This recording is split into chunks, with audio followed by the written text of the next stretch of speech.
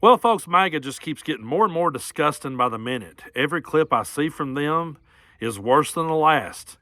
Now, Peter Navarro is going to prison. Peter Navarro was the former Trump aide who failed to comply with a subpoena. He's now getting 4 months for that, which is a slap on the wrist, really, because you know good well if it was somebody like me or you, we'd be going away for a lot longer. But he's out there now saying how that he is proud, he is honored to be going to jail for Donald Trump. Take a look at this clip. Men and women of America throughout our history have shed blood, lost their lives for the defense of this country, defense of what we stand for, defense of our values, defense of the Constitution.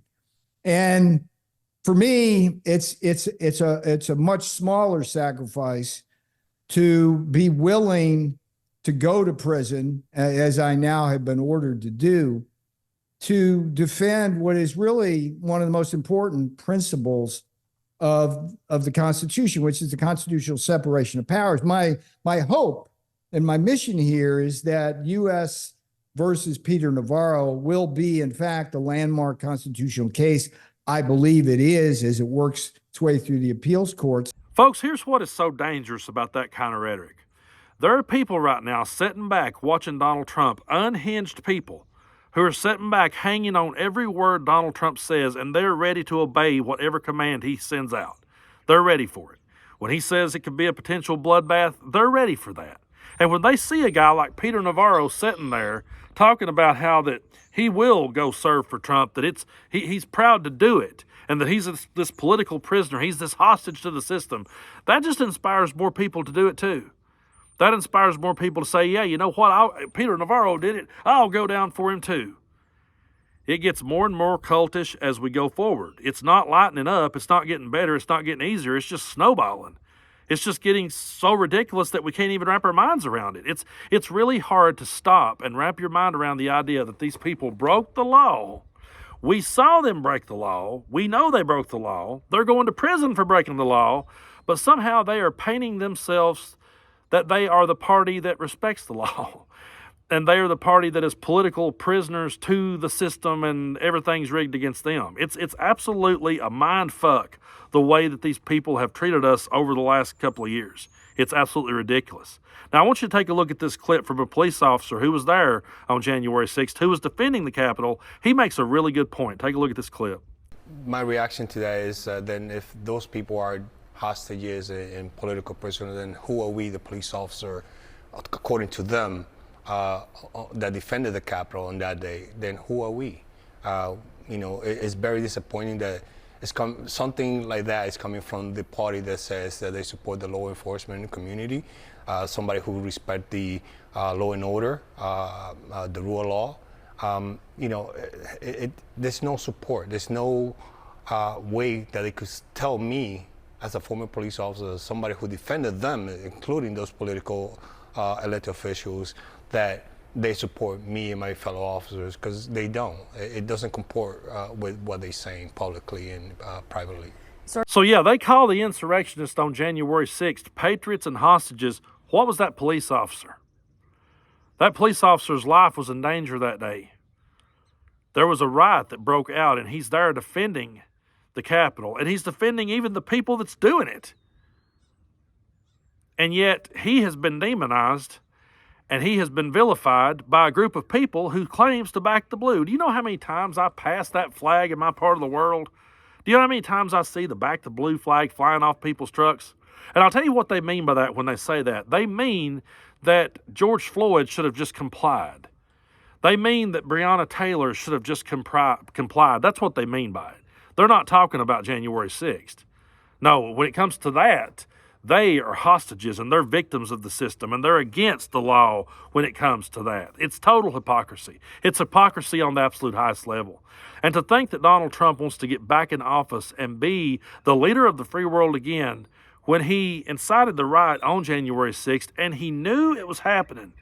He was handed a note that said a civilian has been shot, and he laid it to the side and continued to watch anyway. Take a look at this clip of Liz Cheney, and then we'll be right back. All of the people closest to him will be testifying in open court about what he did, about his culpability, about what he was doing while the attack was happening. He was not only sitting in the dining room next to the Oval Office, watching the attack on television. We know he was doing that because of the testimony of individuals inside the White House who were with him. We also know that while that attack was happening, and he was continuing to refuse to tell the mob to leave, we know that he knew the mob was armed when he sent them to the Capitol. And we also know that while the attack was happening, he was handed a note. And the note said on it that a civilian had been shot at the entrance to the chamber of the United States House of Representatives. And we know that when he was handed that note, he put it down on the table in front of him, and he continued to watch the attack on television. Now, I don't care if you're a Democrat or a Republican or an independent, that's depravity. And that person can never be near the White House, near the Oval Office again. That right there tells you everything you need to know about Donald Trump. The fact that he would get a memo like that and just push it to the side and continue to watch it, that tells me that he was enjoying sitting there watching them all fight over him.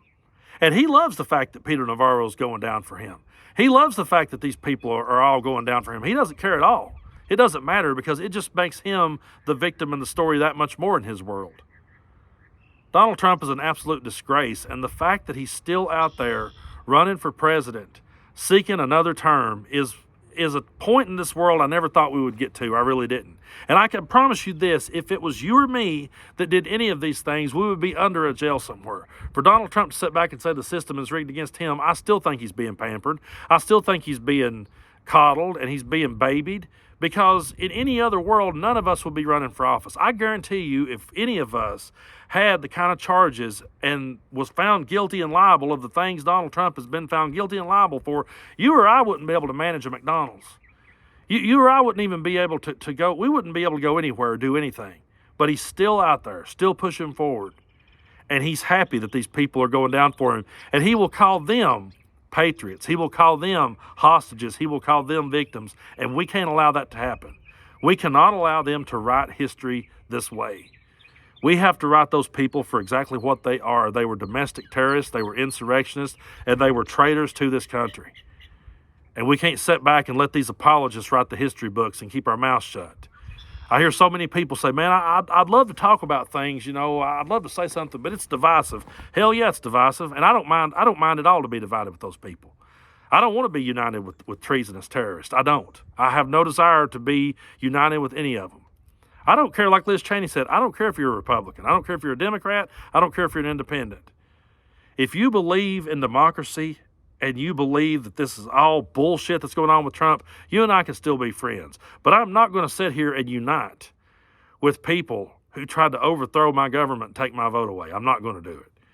I have no desire to, and I'm not gonna go high when they go low. I'm going to get in the mud and sling shit right back at them because democracy is on the line, and we have to.